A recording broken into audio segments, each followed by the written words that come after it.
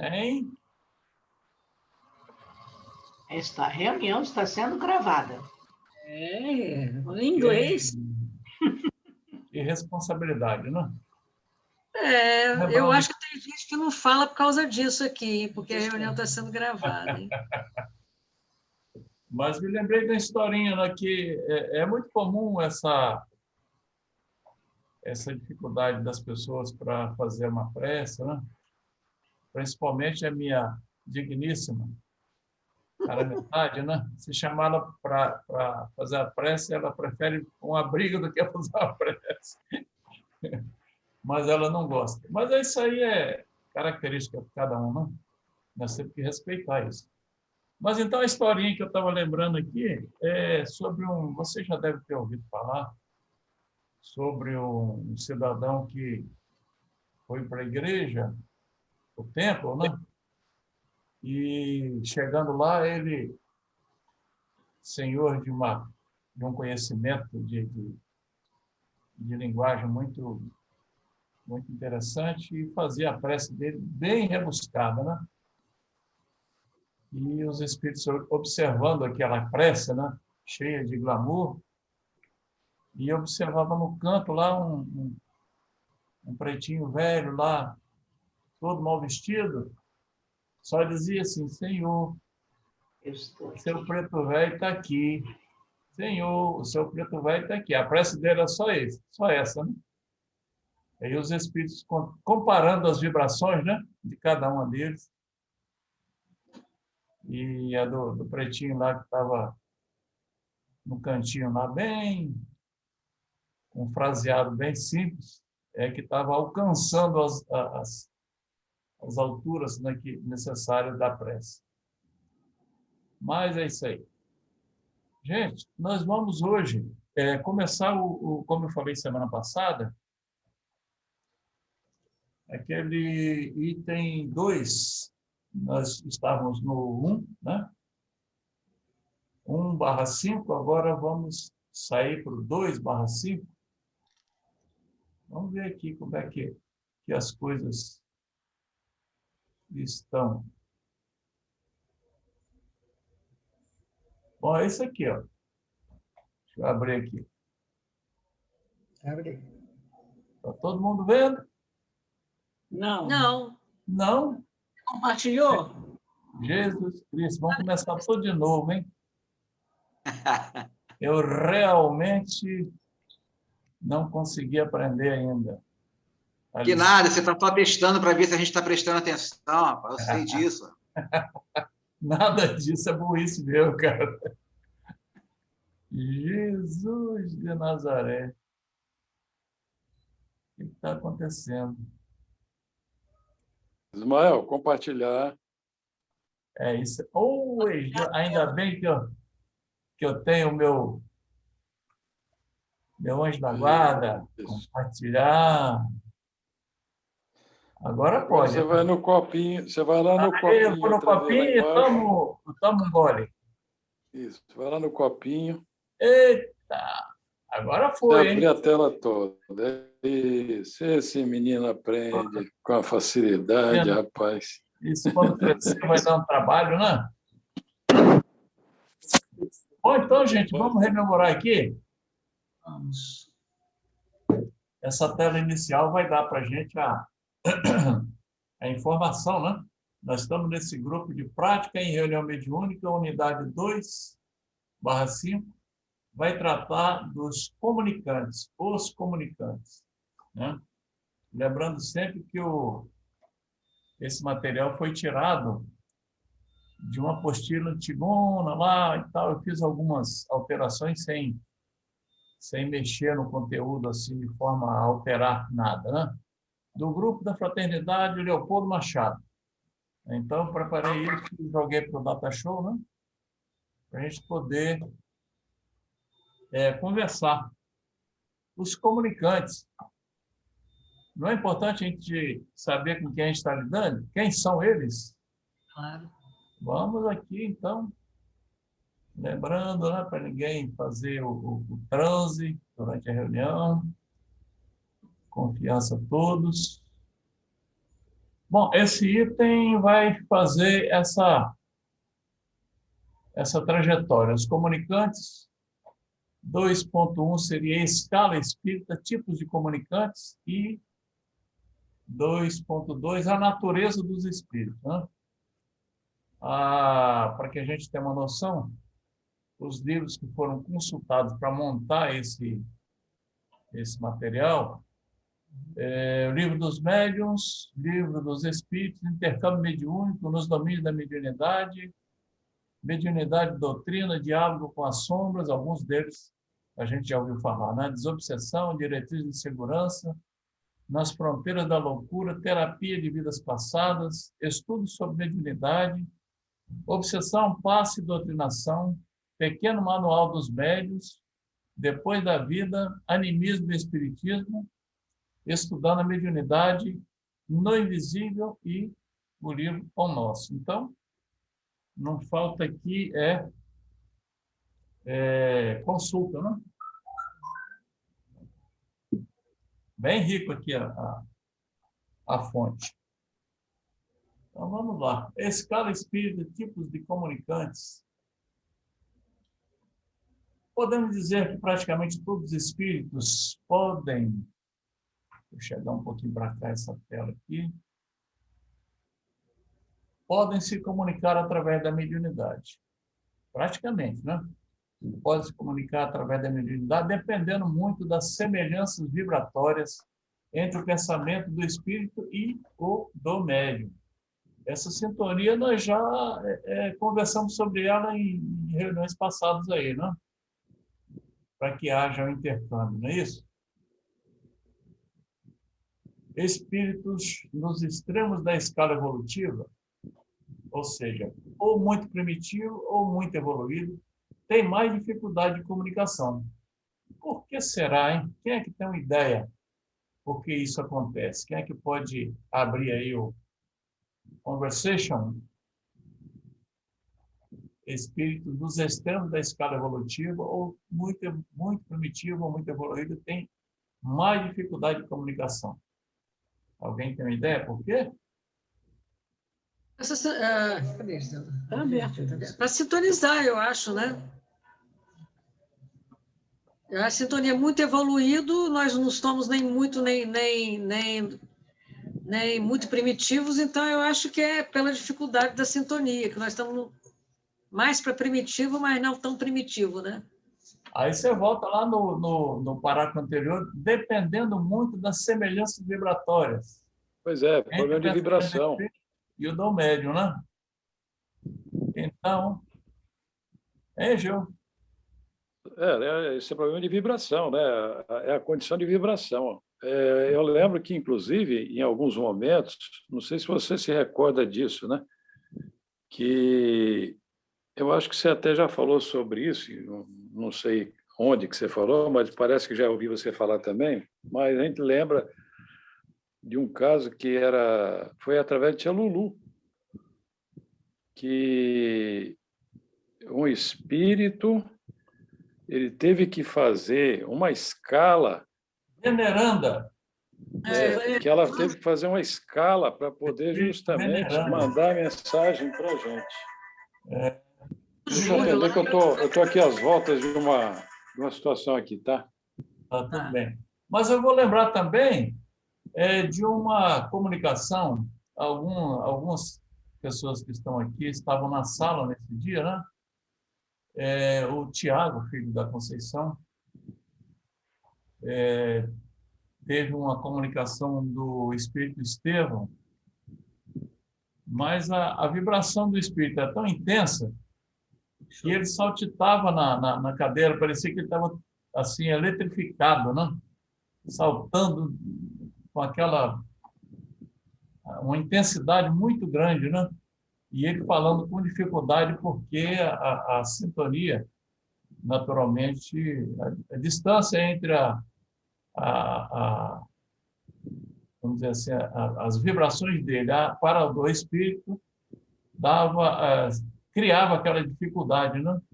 Então, mesmo depois da comunicação, ele ainda continuou naquela tremendo, né? Que ainda ficou uma carga vibratória ainda muito forte nele. Reunião de pressa, né? Não, reunião depois da reunião, de uma reunião daquelas de atendimento a enfermos espirituais. Aí, no final, ele veio trazer uma informação sobre um atendimento que foi feito e agradecer, que era um espírito assim, ligado assim, a ele, ao amor dele, muito grande pelo espírito, assim, em grande dificuldade. Então, vocês veem aqui que já temos assim condições de dizer que o que está escrito aqui é verdadeiro, né? Porque a gente já vivenciou isso. Com a sintonia, uma vibração é uma coisa. Foi por essa razão que Kardec, em O Livro dos Espíritos, questão 100 e 113, ao se referir aos espíritos puros, a ordem mais elevada de sua classificação, afirmou: podem os homens pôr-se em comunicação com eles, mas extremamente presunçoso seria aquele que pretendesse tê-los constantemente às suas ordens.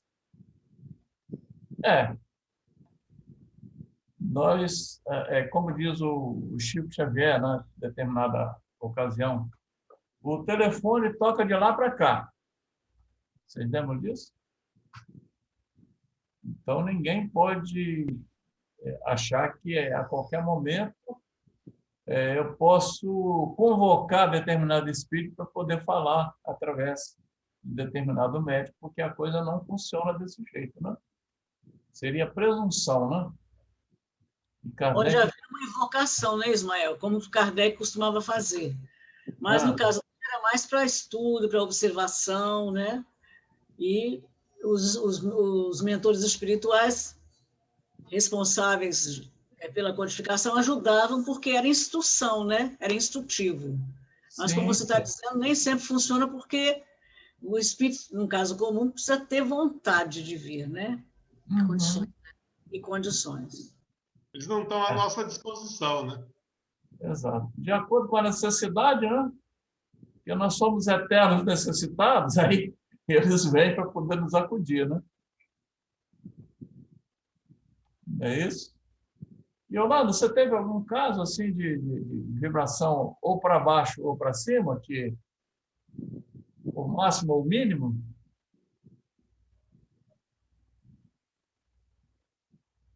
Mínimo, para mínimo sempre, algumas vezes sim. Mas é um desconforto muito grande, né? Muito grande mesmo. E a gente fica com aquele restício, né? Não demora muito, não, né? Mas demora um pouquinho, a gente sente no físico, né? Na verdade, o médium oferece vibrações compensatórias para o espírito, né? O chamado choque anímico. Sim. E o espírito acaba deixando também. É uma troca, né? É uma troca que se dá. Algumas vezes, de primeira, eu demorava. Às vezes, em uma reunião, havia quase que um reconhecimento, né? De vibrações. Eu acho que para a gente ir se acostumando, né? Aí na próxima reunião é que acontecia. Foi bom você tocar nesse assunto, porque eu já tive oportunidade de ver você tocar nesse assunto. O espírito vir dar aquele flash assim e sair, para poder ir condicionando você para a próxima, né? Para a próxima. Tá aí, ligou, eu não sei mexer mais aqui. Não pode mexer aqui, não sei. Eu vou até desligar. Não. Vamos lá. Isso porque é muito difícil criarmos ambiente para que esses espíritos cheguem até nós e dispormos de médiuns suficientemente adestrados e moralmente preparados para tal mistério. Verdade seja dita, né? a mediunidade está sempre em evolução. Nós estamos no estágio que poucos são os que chegaram assim numa escalada maior, né, de preparação. Mas estamos na escola, né? A referida classificação de Kardec é essencialmente genérica, está voltada para a definição da condição evolutiva dos espíritos. Kardec sempre faz assim algumas considerações mais didáticas, né? Ele está falando aqui essencialmente genérica, porque é quase impossível você fazer uma classificação citando todas as condicionantes. Vejamos-la em linhas gerais. Está esclarecido, linhas gerais, né? Aí vem aqui, ele chama de terceira ordem, é uma escala didática que ele preparou. Acho que eu vou desligar, não estou entendendo nada. Engloba os espíritos propensos ao mal, ignorantes do ponto de vista espiritual, já que alguns podem se revelar bastante inteligentes. Há possibilidades de um espírito propenso ao mal revelar inteligência? Alguém pode esclarecer isso aqui? Com certeza, né? Ah, sim. São espíritos que desenvolveram muita inteligência, a parte intelectual, mas a parte moral não desenvolveram o suficiente. Então, fica parecendo um pássaro que está com uma asa cortada. Não voa, mas ele pode fazer o mal, porque ele tem inteligência. Né? Isso é muito comum. Isso é muito comum. Pode falar. Desculpa. No Livro dos Espíritos, na Lei do Progresso,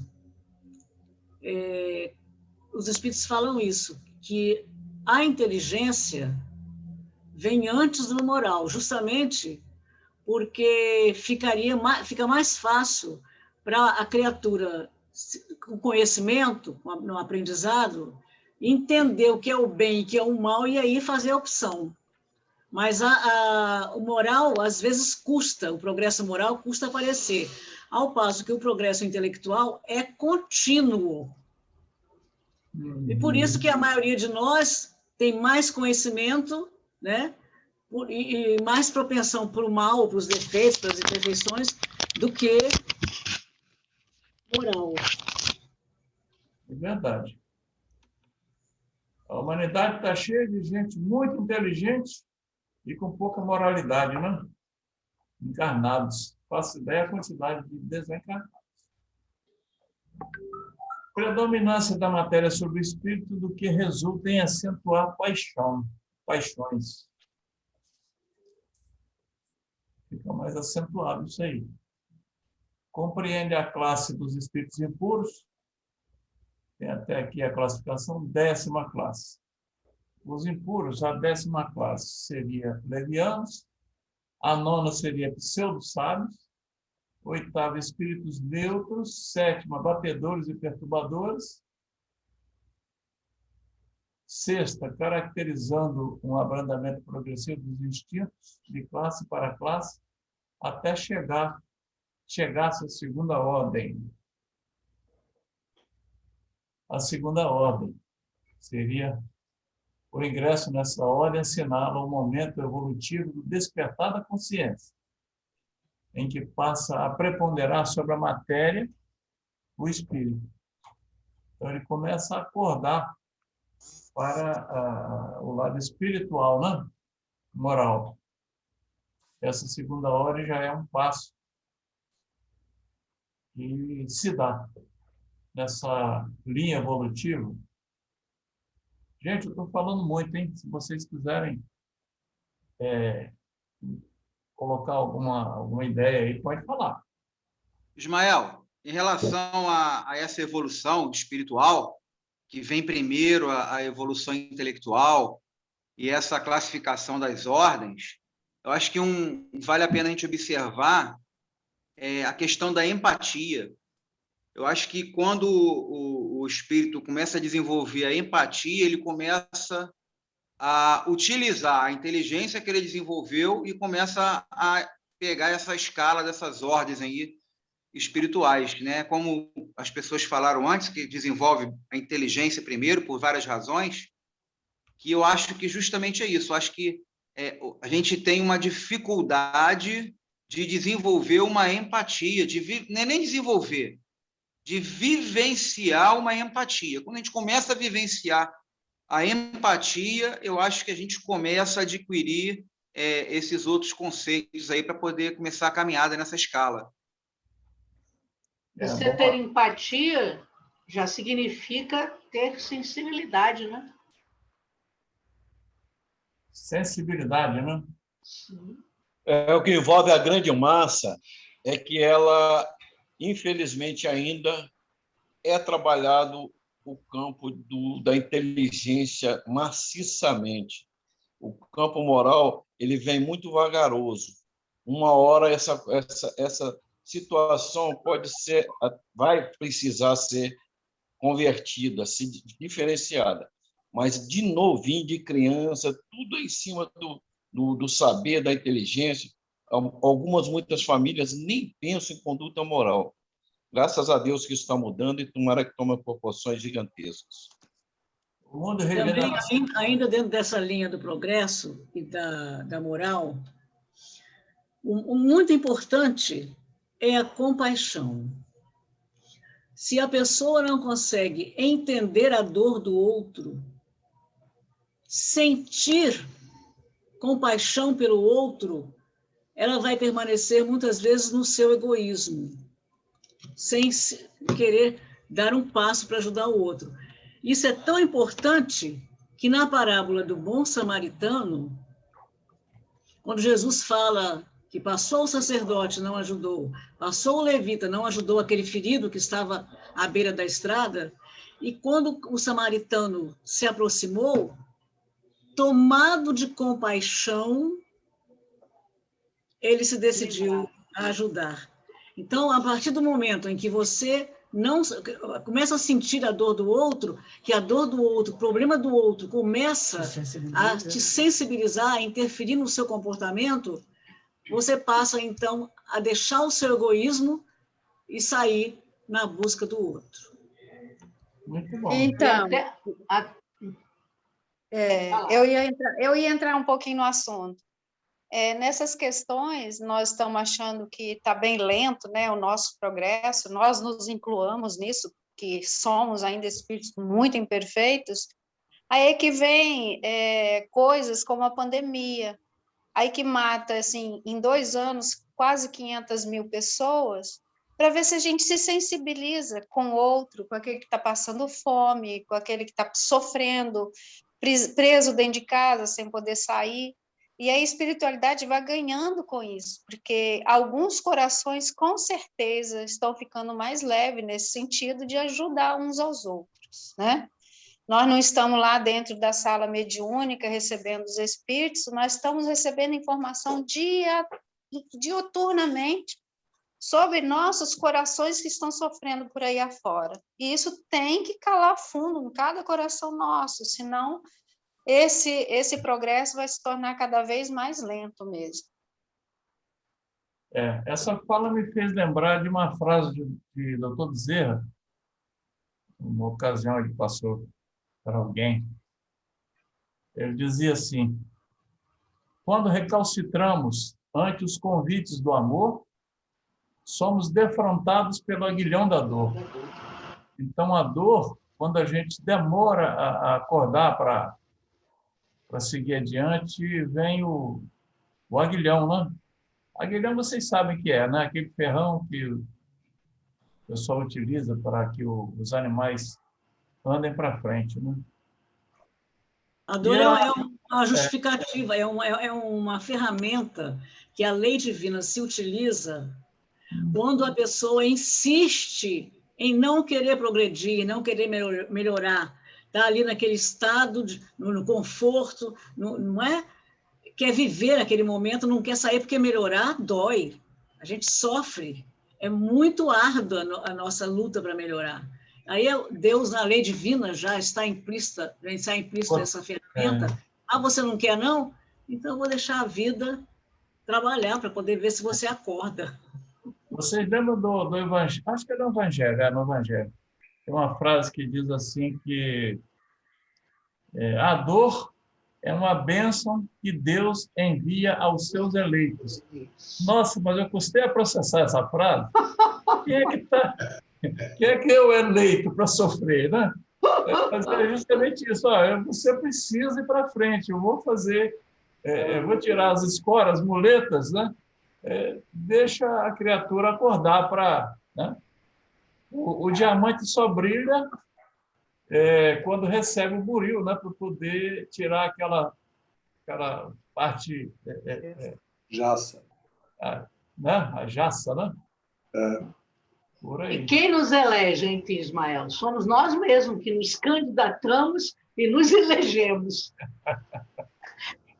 ao não cumprir as leis divinas. Eu só queria fazer mais um comentário sobre a compaixão, que mesmo na aquisição da compaixão, nessa aquisição ainda há passos a tomarmos, né? Porque muitas vezes nós nos compadecemos, mas não tomamos decisões. Eu me lembro de uma lição do Emmanuel, ele comentando a parábola, aí ele diz assim, o samaritano, ele teve compaixão, decidiu que ia ajudar e tomou providência. Ele segue todos uns passos, né? Eu fiquei pensando, meditando sobre isso. Muitas vezes a gente já somos capazes de ter compaixão, mas ainda não tomamos decisões de ir ao encontro daqueles que necessitam. Temos que ter tempo para amadurecer isso em nosso espírito para decidir servir ao outro. São passos, né? São passos dentro de um processo, de cada processo evolutivo. Né? Depois você consegue, dando o outro passo, além da compaixão, a decisão. Ismael, eu queria refletir um pouquinho sobre essa questão que a gente falou sobre a dor e o amor, que eu me questionava muito por que eu tenho que aprender pela dor, por que eu não posso aprender pelo amor. E nas minhas orações eu pedia para aprender, ter a oportunidade de aprender pelo amor e não aprender pela dor. Não quero. Se você tem a opção de aprender pela dor e pelo amor, então eu quero aprender pelo amor. Isso me causou muita reflexão durante bastante tempo e uma das coisas que eu andei pensando é simples assim. É simples para pensar, mas é difícil de executar. Se eu quero aprender pelo amor, eu tenho que praticar o amor. Eu tenho que amar todo mundo incondicionalmente. Se eu conseguir amar todo mundo incondicionalmente, sem causar dor a outro semelhante, isso quando a gente fala semelhante para nós espíritas, em todos os reinos, mineral, vegetal, animal, hominal. Então, quer dizer, para eu poder aprender pelo amor, eu tenho que amar. Amar tudo e todos à minha volta. Se eu não quero aprender pela dor, eu tenho que parar de causar dor no ambiente, em todas as concepções de vida que existem à nossa volta. Então, isso é uma coisa que me causou muita reflexão. Por que a gente tem que aprender pela dor? Simples. Porque a gente está causando dor. Quando a gente para de causar dor e começa a causar o amor, aparece na nossa vida a oportunidade de aprender pelo amor. Eu queria dividir isso com vocês. Muito certo. E aí vem a dor, Alexandre, para te testar. Porque você vê que os grandes espíritos que se redimiram, a redenção foi muito sofrida. Paulo de Tarso foi aquela... Ele, em uma existência, ele conseguiu dar passos, subir muitos degraus, mas a redenção dele foi bastante cruel, difícil. Outros apóstolos de Jesus tiveram também desencarnação muito violenta. Ou seja, você tem que mostrar, ser fiel a Deus, mostrar a sua convicção, a sua fé, e esses testes aparecem para você realmente provar que você ama, confia, espera, compreende e aceita totalmente o amor que lhe foi proporcionado. Mas a dor não sai, ela chega. Ou então para ensinar também no mundo, para exemplificar, de provas e expiações, ou primitivo, Jesus não precisava passar pela dor, mas passou pela dor para ensinar, né? Porque se fosse só o amor, a gente não estaria mais aqui, né? A gente dá um salto já para um plano superior, né? Um mundo superior, né? Então a gente tem que aprender, não tem jeito de, pelo menos eu acho, né, que por enquanto não tem jeito da gente fugir da dor direto para o amor, não, Alexandre. Seria muito bom se fosse, mas... Olha, não, eu concordo. Eu concordo com o que vocês... Deixa eu só passar outro pensamento, acrescentar. Eu concordo com vocês e eu levanto até um questionamento, então, aproveitando, porque há muito tempo, eu separo também dor e sofrimento. Eu acho que a dor é inevitável. O sofrimento, não. Eu acho que nós somos, à medida que a gente vai amadurecendo, capazes de sentir dor e não sofrer. O ruim é quando a gente tem a dor e tem o sofrimento. No caso desses mártires, né, que passaram e vieram nos ensinar, eu, particularmente, acredito que eles experimentaram-se a dor para vivenciar a dor e não mostrar, por exemplo, né, através dos exemplos deles, a gente consegue perceber bem a dor e isso bate forte na gente, pela questão de empatia. Se a gente pensar em nosso Senhor Jesus Cristo, que passou por todas as dores que passou para poder estar conosco, mas eu tendo a acreditar que não houve sofrimento no sentido filosófico da palavra sofrimento. Eu acredito que eles passaram pela dor sem sofrer. Talvez, tipo assim, acho que eles tinham um amor tão sublime que a gente não consegue alcançar, que essa questão do sofrimento não atingiu eles. Eu posso estar enganado, né? Nós sentimos dor e sofremos por estar sentindo dor. E eles passaram pela dor, mas talvez sem sentir o sofrimento pela dor que eles estavam vivenciando. Acho que você está certíssimo, sim. É isso mesmo. Está certo. A dor existe, agora o sofrimento é opcional, né? A questão da resignação. Até porque a gente, no Evangelho, fala muito isso. Qual é aquele que aprende melhor a lição?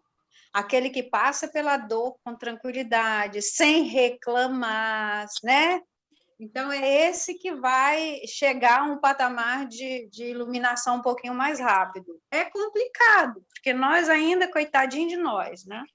Mas seria o exemplo de Jesus mesmo, para nos levar para esse mais alto índice de luz aí. É a resignação, está lá no Evangelho, um pedacinho, falando da resignação, né? Resignação. Sheila está querendo falar, hein? Sheila! Eu estava aqui pensando aí, né? Nessa reflexão de dor, sofrimento, né? Aí eu estava aqui tentando lembrar digamos assim, dessas criaturas, vamos dizer assim, contemporâneas, né? Que passaram, por exemplo, Irmã Dulce, né? Madre Teresa de Calcutá, talvez, por exemplo, o Chico mesmo, né? O Chico dizia que tinha duas amigas, né? Que era a Angina e a outra, qual era? Uma era a Angina, a outra eu esqueci qual era. Dos olhos. Não, não era a Angina e eu não lembro qual era a outra que ele dizia, né? Que eram as duas amigas dele.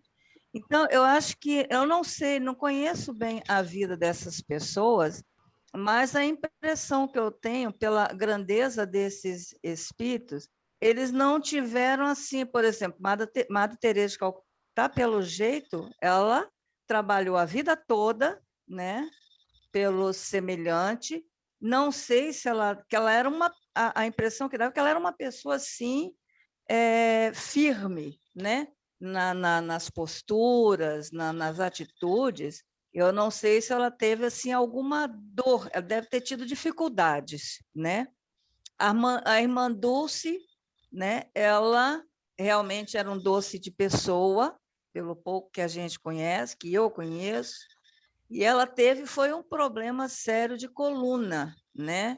Então, digamos assim, que a dor dela talvez fosse a física, né? E muitos passam pela dor moral, né? O Chico, eu lembro, eu era garota, eu lembro como é que Chico foi achincalhado pela revista, eu não sei se era Manchete, acho que era a revista Manchete. Cruzeiro, Chico foi perseguido.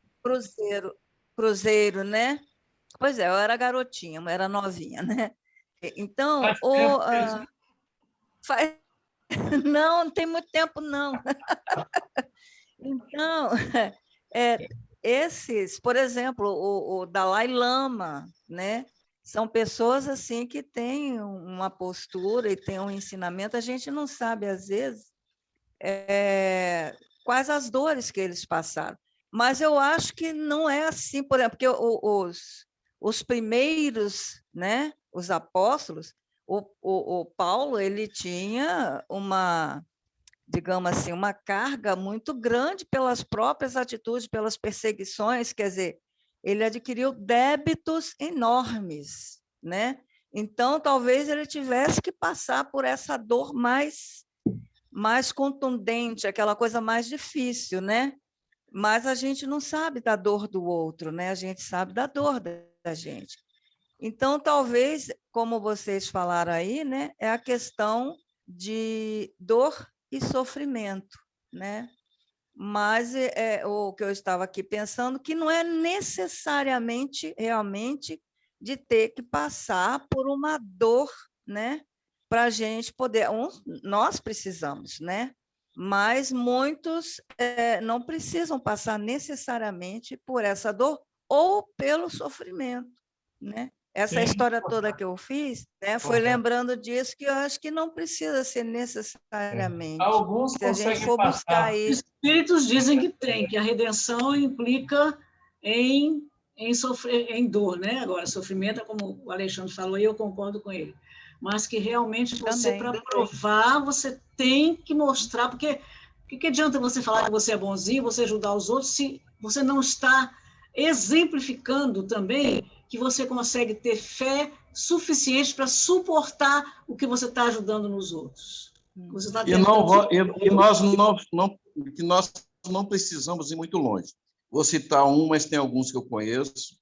Aniversariante da noite de hoje, o senhor Dalmir, presidente lá da casa. Se ele sente dor, com certeza sente. Mas a gente não vê esse homem sofrendo. É um exemplo vivo perto da gente, entendeu? A gente nunca pode esquecer que existe a lei de causa e efeito. Então, no início da fala do Alexandre, eu acho que é muito importante o que ele estava falando na primeira fala dele, porque existe, sim, plantar o amor e colher o amor. Quem planta o mal vai colher o mal. Quem planta o mal vai colher a dor. Então, muitos missionários que passaram e sofreram a dor, a gente não conhece o passado deles. Eles podiam estar expurgando também algum problema que ele tinha na trajetória dele. Então, plantar o amor é o caminho. É o caminho. Ele não necessariamente precisa passar pela dor. Porque lá no Livro dos Espíritos ele fala: há necessidade dos espíritos passarem pelo mal? Os espíritos respondem: pelo mal, não. Pela ignorância, sim. Exatamente. Então, ele não tem necessidade de passar pelo mal. Ele passa pela ignorância, mas o mal é uma opção. Então, o espírito pode evoluir plantando o amor, sem ter necessariamente que passar pela dor. Se ele tiver que passar por uma provação, não seria uma dor. Seria algo, se ele plantou amor, ele nem vai sentir. Muito bem. Lembrando o Chico novamente, só para encerrar aqui minha fala, ele dizia, não sei que fato que foi, que ele disse que, acho que foi uma ofensa que ele sofreu, né? Ele dizia que ele não tinha nada que perdoar porque ele não se sentiu ofendido. Então, é exatamente isso também. Se o mal que é feito, que a gente recebe, e a gente tem essa postura, né? Aquele mal não afetou, não te atingiu, você não se deixou atingir pelo mal, Então, que essa é uma das coisas também, né? Porque às vezes a gente tem esses sofrimentos morais, né? Porque a gente se deixa atingir pela ingratidão, né? Pela dureza da outra pessoa, mas se a gente encara isso de outra forma, então não há ofensa e não há dor também, né? Bons comentários. Eu acho que aprendemos bastante. Rememoramos também, né? Aí no final desse primeiro bloco que a gente fez, no final está lá escrito assim: a dor do próximo também é nossa. Vocês lembram como terminou?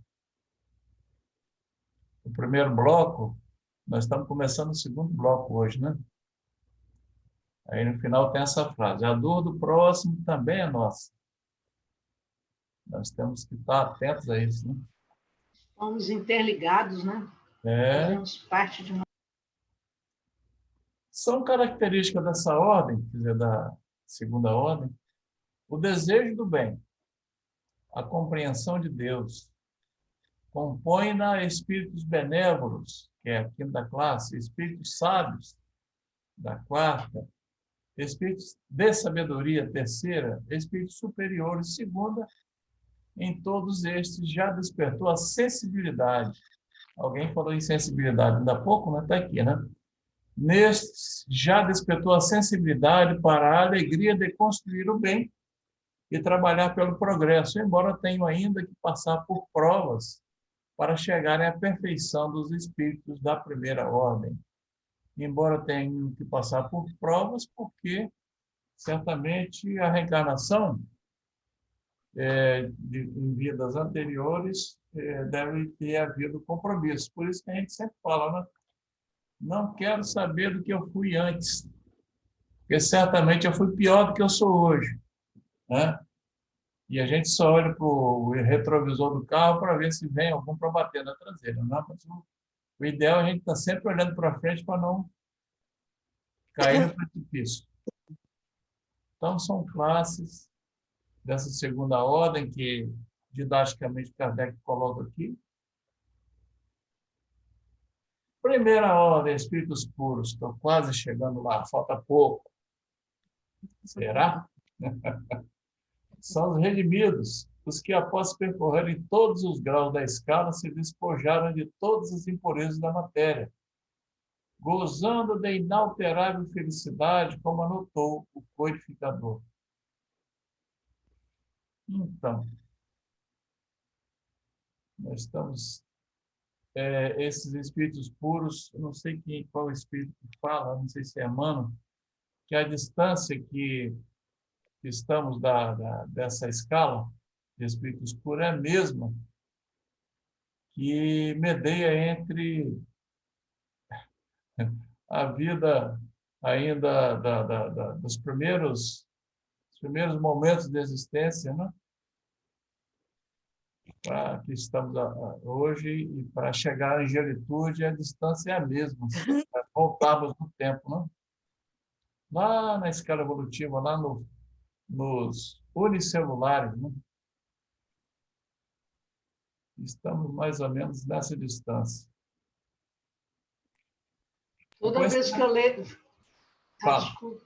Toda vez que eu leio essa palavra aqui, despojar de todas as tristezas, eu vejo alguma coisa se descascando, assim, aquilo caindo, que vai soltando, né? Cascurões, né? Exatamente aquelas crostas, né? Aquelas coisas. Você sabe que essa colocação que você está fazendo é interessante, porque à medida que o espírito evolui, né? O perispírito vai junto, essas camadas exteriores do perispírito vão sendo deixadas para trás. É bem representativo isso, né? Deixando para trás a roupa mais grosseira e vamos vestindo um tecido mais apurado, né?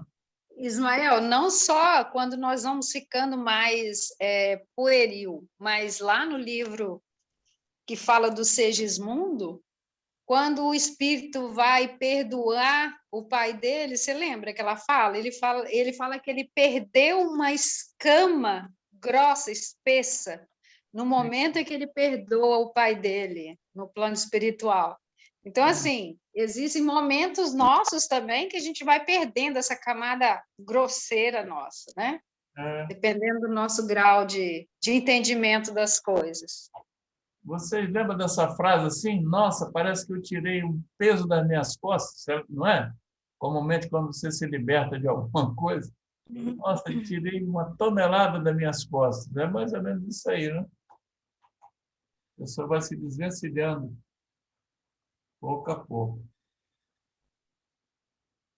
Já vendo isso aqui, o conhecimento dessa classificação é de grande importância para doutrinadores e dirigentes de reuniões, ajudando-os a adequar o diálogo à posição evolutiva de cada espírito e a perceber essas posições pelas características de caráter predominantes. Nós estamos falando na escala, né? Essa divisão didática que Kardec fez, mas tem que prestar atenção nessa colocação aqui, né?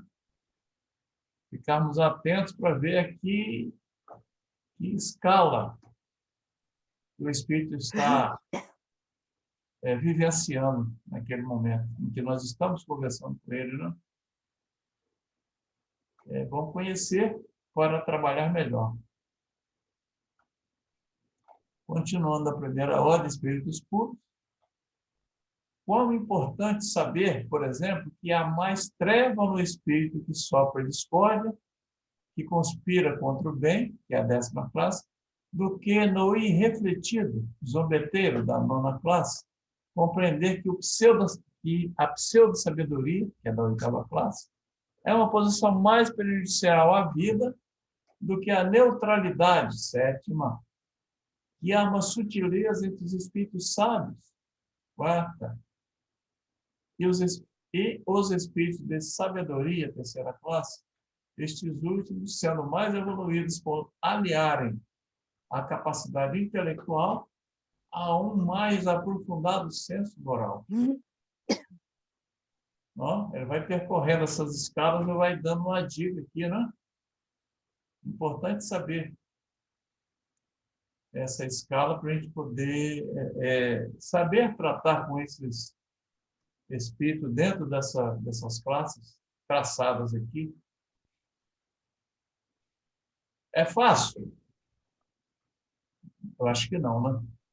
Mas a atenção, a perspicácia ajuda bastante, né?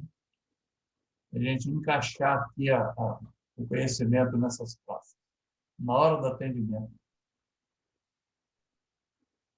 No livro Céu e Inferno, na parte 2ª, capítulo 2 a 8, Kardec aprofunda a investigação para detalhar o fato, trazer situações particulares que propiciem a compreensão ampla dos estágios espirituais, através dos exemplos que faz desfilar de espíritos felizes, de condições medianas, sofredores, criminosos, arrependidos e espíritos endurecidos, mostrando, sobretudo, as influências da vida e da morte, no ressurgir deles na erraticidade. Aqui ele toca fala no livro Céu e Inferno, segunda parte, que nós tivemos a oportunidade de fazer um estudo mais aprofundado desse livro,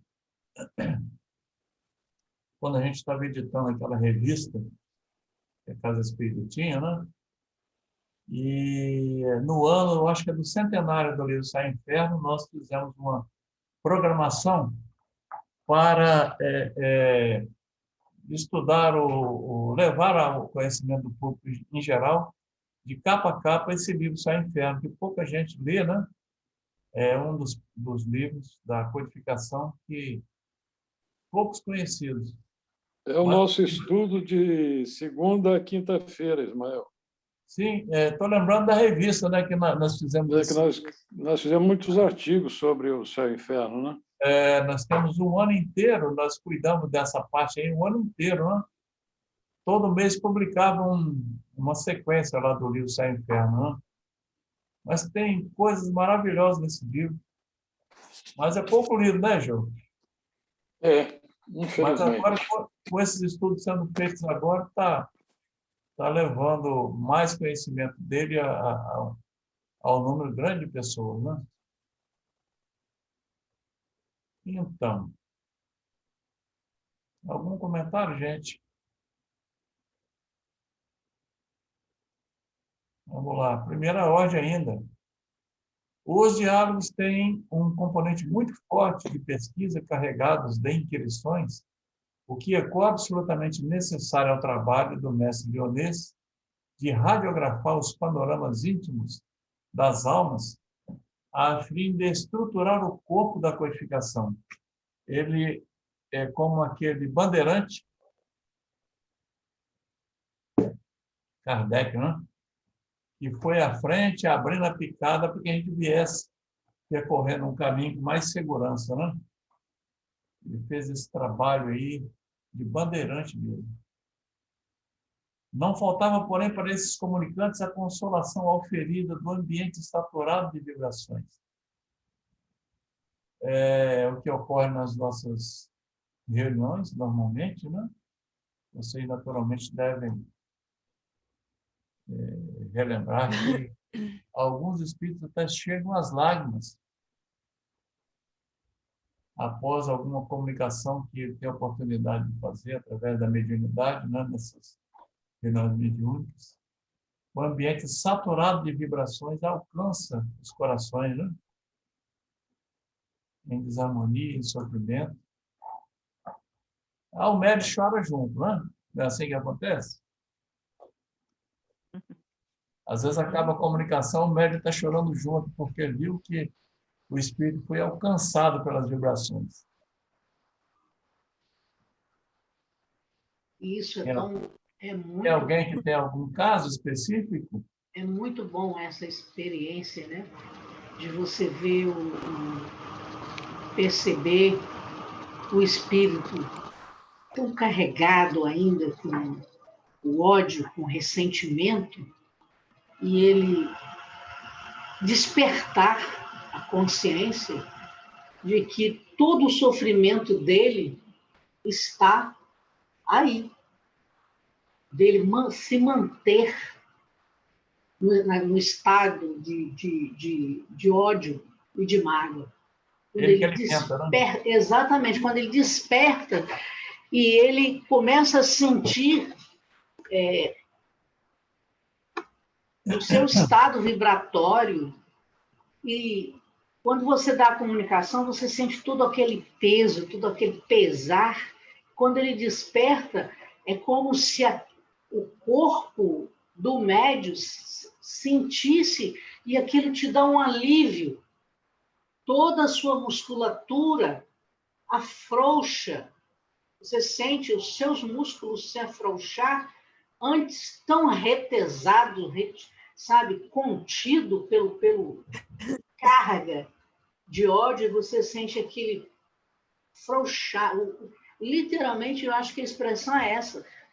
Você sente um afrouxamento de tudo. Quando o espírito entra nesse despertar, quando ele chora, essa liberdade, é aquilo que o senhor disse, é aquele peso que sai, né? E o médium registra isso tudo. E muitas vezes o dialogador também chora. Sim, eu já chorei diversas vezes. Isso que eu ia falar aí, Yolanda. É porque eu sou chorão mesmo, sei lá. O dialogador realmente chora. Hein? O dialogador também chora junto. Chora sim. Porque a gente está dentro do campo vibratório do médium e do espírito, né? Com certeza. Os estudos dos casos ali anotados, naturalmente no livro Céu e Inferno, são de superior importância para os grupos mediúnicos, principalmente para os dirigentes e doutrinadores, ou dizendo dialogadores, que neles encontrarão diagnósticos precisos e informes seguros sobre problemas e situações com que se depararão em suas tarefas mediúnicas. Naturalmente, nós relembramos aqui que não tem receita de bolo, né? Mas é a vivência que vai nos ajudando a encontrar o caminho, né? vivendo aí, tomando conhecimento dos diversos casos, a gente vai elaborando a caminhada. Olha. Ô, Ismael, sim. Deixa eu fazer uma perguntinha para você aí, é apenas para nós todos, né? Uma curiosidade. Aliás, uma não, duas perguntinhas. Tem quanto tempo que você atua em reunião mediúnica? Mais ou menos quanto tempo? Para dizer a verdade a você, a reunião mediúnica da Casa Espírita começou antes das reuniões públicas. Nós começamos, a primeira reunião nossa foi a reunião mediúnica de socorro a uma obsidiada. Nós fizemos a luz de lampião, porque não tinha nem energia elétrica ainda, a casa velha. Nossa. E começamos a reformar, e aquelas casas do Ibs, né? Era de taco, né? Aqueles tacos de madeira, a gente arrancou durante o dia. Nós arrancamos para começar a programar a primeira reunião pública, para fazer o piso, né? E à noite chegou o problema e nós tivemos que fazer a primeira reunião nossa foi de desobsessão para uma irmã de Bebel, Maria Isabel, né? Então, isso vai lá pelos anos de 1969, né? Ismael, Júlio. Mas eu não sou professor de nada, estou aprendendo. Não, a segunda pergunta, né? A segunda pergunta, que eu fico curiosa, né? Assim como a gente que é médium, no começo fica tateando, tem toda uma insegurança, será que sou eu? O que está acontecendo? Não, é coisa da minha cabeça. Médium tem essas coisas no começo, né? Para você, conta um pouquinho da sua experiência, como é que foi para você fazer o diálogo lá, por exemplo, hoje você já tem experiência, mas diante de tudo aqui que fala aqui de como que tem que observar os espíritos, né, a categoria dos espíritos, como é que você, se você lembrar, se você desejar, como é que foi esse começo para você? Como é que você sentiu? Como é que você faz uma análise assim do seu princípio, lá no seu começo? Para dizer a verdade, no começo eu era um estagiário mal informado. E eu tive grandes professores, porque o nosso grupo era formado de Dalmir, que já vinha há longos anos lá da federação, tratando de reuniões mediúnicas, o Júlio, né, que era o médium, o Wallace, que antes de entrar para a mesa mediúnica era doutrinador, dialogador, e o Palhano e a Nadina, né? Mas você vê o time que tinha, né? Então, eu fiquei ali na arquibancada, observando tudo que eles faziam. De vez em quando era possível uma comunicação mais fácil entre aspas, né? Eles me colocavam para poder atender e depois me puxavam as orelhas pelos erros que eu cometia, né? E eu fui apanhando, até criar um cascorão, né? E continuo apanhando até hoje, né?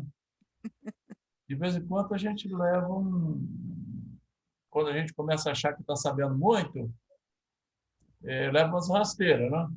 Tem diversos casos, né, que não cabe agora contar, mas eu fiquei tão desapontado algumas vezes com a minha empáfia de achar que estava sabendo tudo e levei cada um uma trombada que só Deus sabe como é que eu me senti. É mais ou menos isso aí. Mas é um aprendizado constante, sabe? Para todos nós. Não é isso? Deu para entender? Sim. Sim.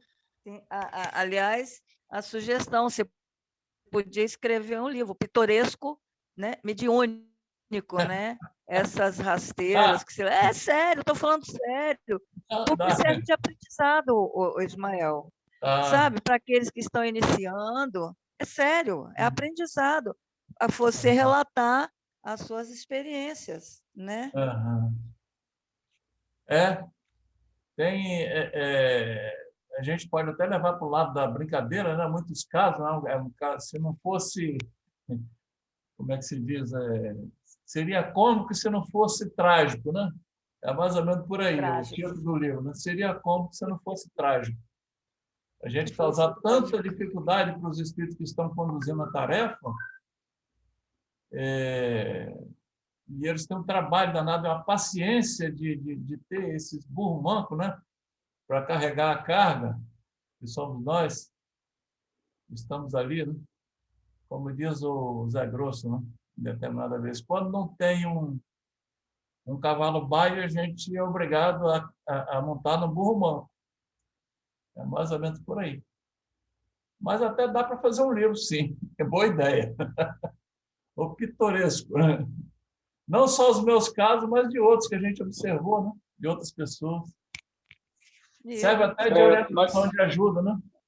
A gente vê muita dificuldade, um tempo atrás, em todas as áreas, no campo material, de ensinamento e tudo. Hoje nós estamos tendo tudo com muita facilidade em nossas mãos. Inclusive esse trabalho aqui no virtual, que facilita muito, coisa que vocês não tinham. Então, vocês foram os heróis aí na área, com certeza. Desbravadores.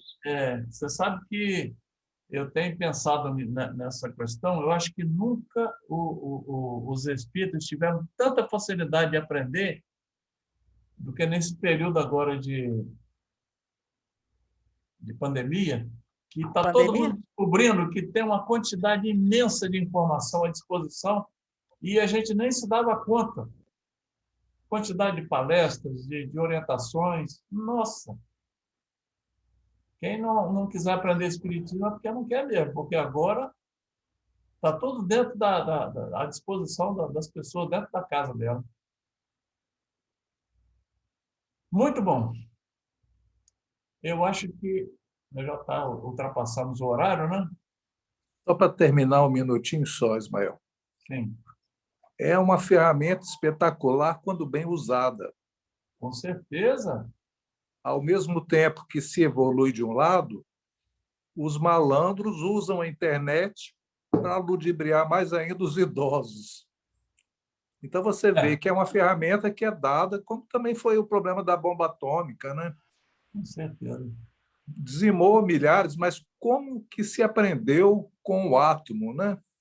Com a radiação, né?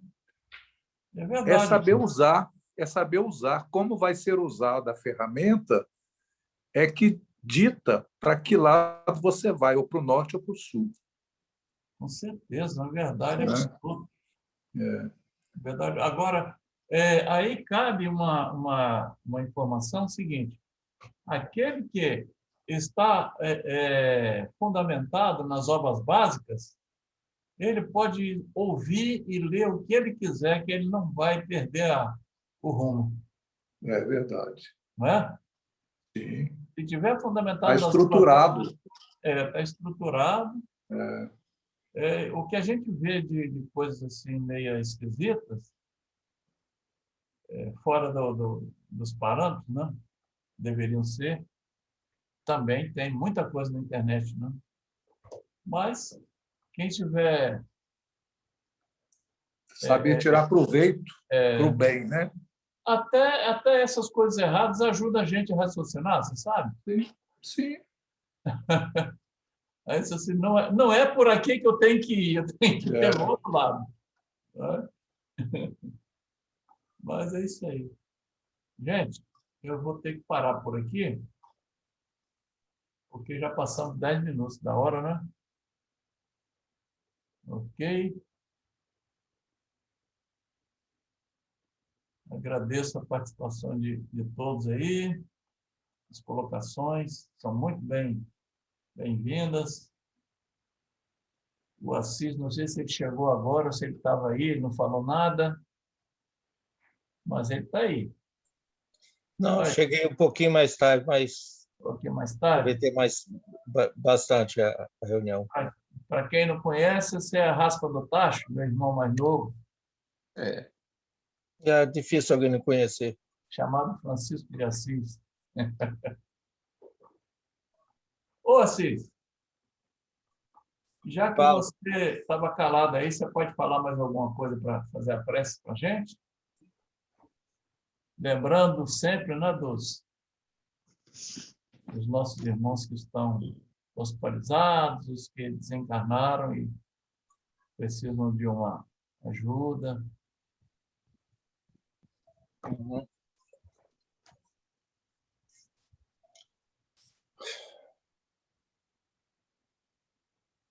Senhor Deus, Pai de infinita bondade, mais uma vez agradecemos a oportunidade, Pai, de estarmos reunidos, estudando e procurando entender um pouco mais